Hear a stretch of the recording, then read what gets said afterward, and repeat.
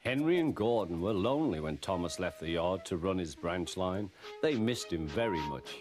They had more work to do and had to fetch their own coaches. They didn't like that. James grumbled too. "We get no rest, we get no rest," they all complained. But the coaches only laughed. "You're lazy and slack, you're lazy and slack," they answered. Altogether, the engines were causing the Fat Controller a great deal of trouble. The big stations at both ends of the line each have a turntable. The Fat Controller had made them so that the tender engines can be turned round, because it is dangerous for them to go fast backwards. Tank engines like Thomas don't need turntables.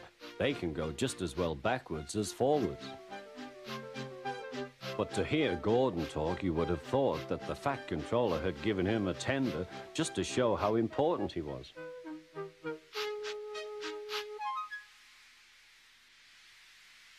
"You don't understand, little Thomas. We tender engines have a position to keep up.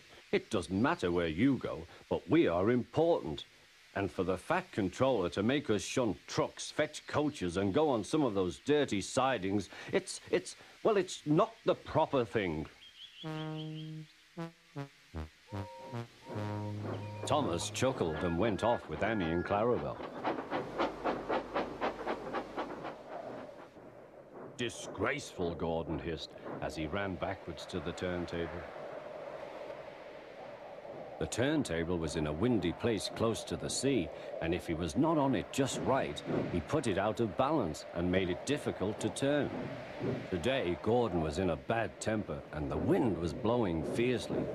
His driver tried to make him stop in the right place, but Gordon wasn't trying. The fireman tried to turn the handle, but Gordon's weight and the strong wind prevented him. "It's no good," they said at last. "Your tender upsets the balance. If you were a nice tank engine, you'd be all right. Now you'll have to pull the next train backwards." "Look," called some boys, "there's a new tank engine." "Oh, it's only Gordon back to front." "Hello," called Thomas, "playing tank engines? Sensible engine. Take my advice, scrap your tender and have a nice bunker." Gordon said nothing. Even James laughed when he saw him. "Take care," hissed Gordon, "you might stick too." "No fear," chuckled James, "I'm not so fat as you." "I mustn't stick," thought James. He stopped on just the right place to balance the table. It could now swing easily. Gordon arrived in time to see everything.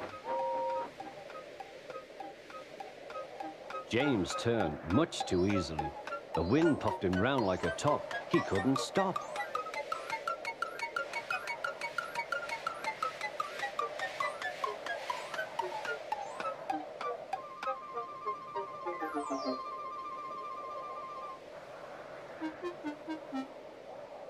"Well, well," said Gordon, "are you playing roundabouts?" Poor James, feeling quite giddy, rolled off to the shed without a word.